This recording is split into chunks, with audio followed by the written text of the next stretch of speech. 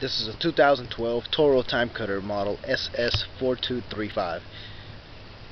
This machine has a low and high speed interval, comes with a rubber mat from Toro, a 42-inch stamped deck with washout ports,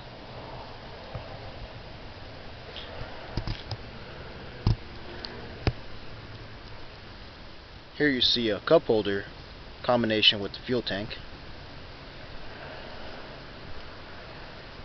This machine features a 20 horsepower Kohler Courage engine, air filter found here. Underneath the seat you'll find the battery, and to your right you'll find the control center. Here's your PTO switch, your key switch, your choke, and your throttle control. This machine features an electric parking brake, which you can hear disengage and engage when you move your control arms.